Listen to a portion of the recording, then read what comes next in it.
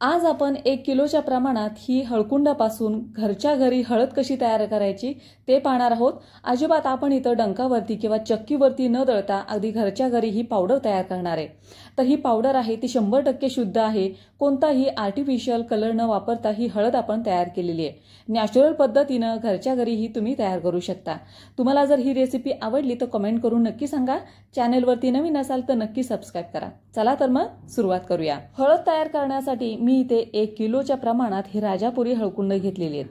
आता ही हळकुंड मार्केटमधून विकत घेताना बारीक असलेली किंवा किडे लागलेली होल पडलेली हळकुंड सफेद असलेली हळकुंड आपल्याला इथं अजिबात वापरायची नाहीयेत। अशी मोठीशी आतून भरी बसलेली हळकुंड घ्यायची। तुम्ही बघू शकता मस्त रंगावरती गडद रंगावरती आपण ही हळकुंड आहे ती घेतलेली आहेत। अशी गडद रंगावरची किंवा जाडसर मोठीशी हळकुंड असली की तिचा जी पावडर आहे ती पण छान पडते आणि वर्षभरासाठी हळद आपली अजिबात खराब होत नाही। तर ही हळकुंडांमध्ये जी लेकूरवाळी हळकुंड आहे ती मराठी सणावारांमध्ये शुभ कार्यामध्ये शुभ मानली जातात। त्याच्यामुळे ही 2-3 हळकुंड आहेत ती मी काढून ठेवणार आहे आणि बाकीचे हळकुंड स्वच्छ पाण्याने आपण धुवून काढूया। 1 ते 2 पाण्याने हळकुंड आपण ही धुवून काढणार आहोत, कारण किडे वगैरे लावू नये म्हणून ही पावडर वगैरे लावलेली असते किंवा रेती वगैरे असते तर ती निघून जाईल, त्याच्यासाठी 1 ते 2 पाण्याने ही स्वच्छ धुवून काढूया। पाणी घातल्यानंतर तुम्ही ह्याचा रंग बघू शकता, मस्त पिवळसर झालेला आहे। हळकुंड आहे ती आपण चांगल्या क्वालिटीची इथं वापरलेली आहेत, त्याच्यामुळे धुतल्यानंतर पण अगदी छान अशी पिवळसर दिसतायत, अजिबात काळपट पडलेली नाहीयेत। आता ही आपण गरम पाण्यामध्ये भिजायला ठेवणार आहोत।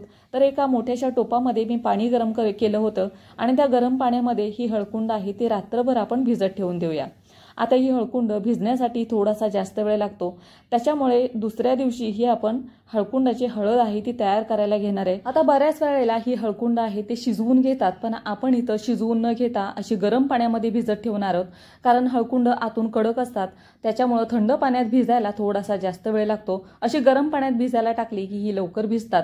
तर एक रात्रभर मी ही भिजत ठेवली आणि दुसऱ्या दिवशी आपण याची हळद तयार करायला घेऊया। तर 12 तासानंतर हे तुम्ही बघू शकता हळकुंडाची साईज अगदी छान अशी मोठी झालेली आहे, डबल साईज झालेली आहे आणि पूर्ण टोप भरलेली आहे। हळकुंड आहे ती आपण गरम पाण्यामध्ये भिजत ठेवली होती, त्याच्यामुळे बऱ्यापैकी लवकर ही भिजलेली आहेत। तुम्ही थंड पाण्यामध्ये जरी भिजत ठेवली तरीही चालतील, पण थंड पाण्यामध्ये भिजायला थोडासा जास्त वेळ लागेल। तर हे पहा अगदी आतपर्यंत छान असे भिजलेले आहे, त्याच्यामुळे पटकन हे हळकुंड तर तुटलेलं आहे। अगदी ह्या पद्धतीनेच आपल्याला ही भिजवून घ्यायची आहेत।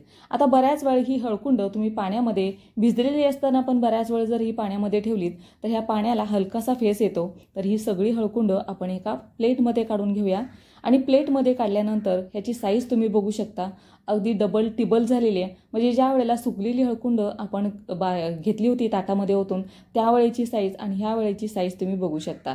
अगदी छान असा रंगावरती मस्त अशी ही हळकुंड आहे ती भिजलेली आहेत।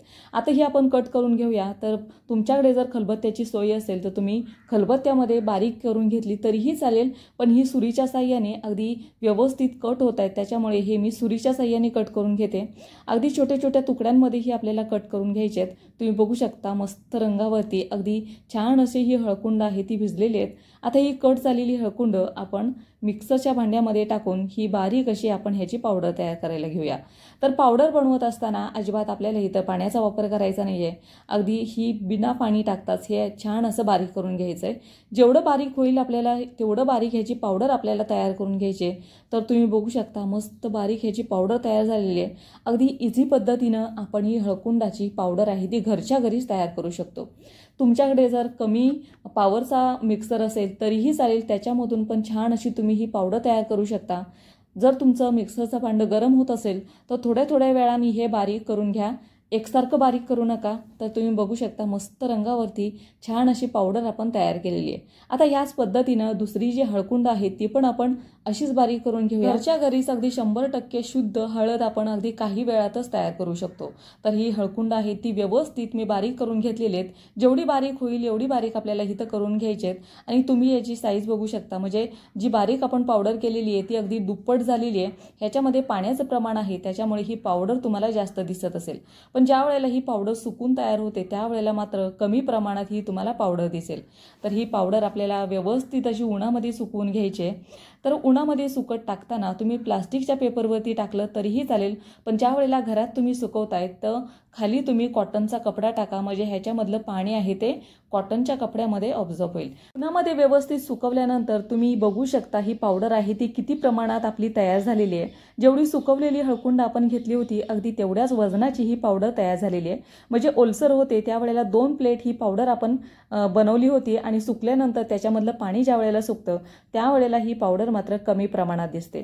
तर अजिबात मी ही परत मिक्सरमध्ये काढली नव्हती. अगदी छान अशी बारीक मी ही सुरुवातीलाच ही बारीक केली होती. त्याच्यामुळे अगदी ह्या पद्धतीनं ही मस्त पावडर आपली तयार झालेली आहे. आता ही परत एकदा आपण मिक्सरमधून काढणार आहोत. तर अगदी साध्या सोप्या पद्धतीनं ही घरच्या घरीच अगदी 100% शुद्ध पावडर, हळद पावडर तुम्ही अगदी घरच्या घरीच तयार करू शकता. तर मी इथे मिक्सरचं भांडं घेतलेलं आहे. जे मिक्सरचं भांडं आपण वापरणार आहे ते भांडं मात्र कोरडं असावं. आता ह्याच्यामध्येच आपण ही पावडर आहे ती बारीक करून घेणार आहे. पावडर पण व्यवस्थित आपल्याला सुकवून घ्यायची. दमट पावडर किंवा ओलसर पावडर आपल्याला इथं अजिबात घ्यायची नाही, कारण तशी जर पावडर असेल तर हळद आपली लवकर खराब होते, म्हणजे तिला आळी किंवा किडे लागण्याची शक्यता असते. त्याच्यामुळे ही पावडर आहे ती व्यवस्थित आपल्याला सुकवून ही अशी बारीक करून घ्यायची. सुकवलेली पावडर आहे ती पटकन बारीक होते. जास्त वेळ तुम्हाला मिक्सरचं भांडं म्हणजे फिरवायची गरज लागणार नाही. अगदी व्यवस्थित बारीक झालेली आहे. अजून पण ह्याच्यामध्ये थोडे थोडे कण शिल्लक आहेत, तर आपण चाळणीच्या साह्याने ही पूर्णपणे चाळून घेऊया. तर चाळण मी इथे अगदी बारीक वापरलेली आहे. सुजीची चाळण येते ती मी इथं वापरलेली आहे. ही चाळण आहे ती पूर्णपणे बारीक असते आणि ह्याच्यातून ही पावडर आहे जशी मार्केटमध्ये मिळते ना अगदी त्याच पद्धतीची ही पावडर आपली तयार होणार आहे. अशी सुजीची चाळण जर तुमच्याकडे नसेल तर मात्र तुम्ही एखादा कपडा म्हणजे नेटचा कपडा किंवा एखादं कॉटनचा कपडा घेऊन त्यांनी पण तुम्ही ही पावडर आहे ती वस्त्रगाळ करून घेतली तरीही चालेल. मस्त बारीक अशी पावडर आहे ती तुमची अगदी तयार होईल.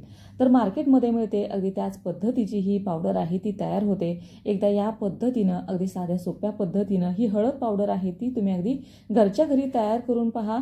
अजिबात ह्याचा रंग बदलत नाही किंवा चव अजिबात बदलत नाही.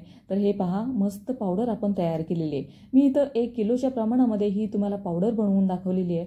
तुम्हाला जर ह्याच्यापेक्षा कमी बनवायची असेल, अर्धा किलो प्रमाणात किंवा पाव किलो प्रमाणात बनवायची असेल तरीही तुम्ही अगदी काही वेळातच तयार करू शकता, किंवा ह्याच्यापेक्षा जास्त बनवायची असेल तरीही तुम्ही अगदी काही वेळातच ही पावडर अगदी घरच्या घरी तयार करू शकता.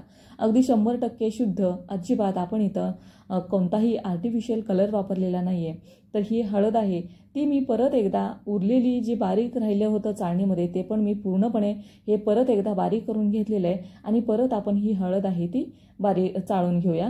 ह्या पद्धतीतच सगळी हळद मी अगदी तयार केलेली आहे. काही वेळातच ही तयार होते. तुम्ही जर ही हळद पावडर जास्त प्रमाणात बनवत असाल आणि मिक्सरचं भांडं जर तुमचं गरम होत असेल तर मात्र थोड्या वेळाने हे तुम्ही बारीक करून घ्या.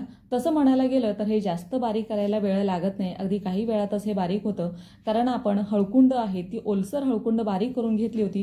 पूर्ण पावडर आपण ह्याची बनवून घेतली होती. त्याच्यामुळे ही पावडर तयार व्हायला जास्त वेळ लागत नाही. आता ही पावडर जास्त दिवस टिकण्यासाठी काय करायचं, तर मी इथं लवंगा घेतलेल्या आहेत. अगदी 20-25 लवंगा मी ह्याच्यामध्ये मिक्स करून टाकणार आहे. आता ह्या लवंगेच्या वासामुळे किडे होत नाहीत, आळ्या पण पडत नाहीत, जाळी होत नाही. तर ही व्यवस्थित आपण मिक्स करून घेऊया आणि त्याच्यावरती हा हिंगाचा खडा आपल्याला ठेवायचा आहे. म्हणजे ज्या वेळेला तुम्ही भरणीमध्ये ही पावडर भरून ठेवाल तेव्हा भरणीच्या वरती झाकण लावायच्या अगोदर हा हिंगाचा खडा वरून ठेवायचा. म्हणजे त्या हिंगाच्या वासाने पण आळी किंवा जाळी पडत नाही. तर हे पहा व्यवस्थित आपण ही पावडर आहे ती हलवून घेऊया. लवंगा व्यवस्थित मिक्स करून घेऊया आणि ज्या वेळेला तुम्ही ही पावडर भरणीमध्ये भराल त्यावेळेला जरी मध्ये हिंगाचा खडा टाकलात तरीही चालेल, किंवा झाकण लावायच्या टायमिंगला हिंगाचा खडा वरून ठेवलात तरीही चालेल. तर या पद्धतीनं ही हळद पावडर आहे ती तुम्ही एकदा नक्की करून पहा. आता ही हळद पावडर एखाद्या काचेच्या भरणीत ठेवा, म्हणजे हिचा रंग अजिबात बदलणार नाही. प्लास्टिकच्या भरणीमध्ये जर तुम्ही ही भरून ठेवलीत तर प्लास्टिकच्या भरणीला त्याचा रंग उतरतो, म्हणजे पिवळसर ही प्लास्टिकची भरणी दिसते. त्याच्यामुळे शक्यतो काचेच्या भरणीचा वापर करा आणि या पद्धतीनं एकदा ही हळद आहे ती तुम्ही नक्की करून पहा. तुम्हाला जर व्हिडिओ आवडला तर मला कमेंट करून नक्की सांगा. चला तर मग पुन्हा भेटूया अशाच एका नवीन व्हिडिओ बरोबर. तोपर्यंत खात राहा, मस्त राहा.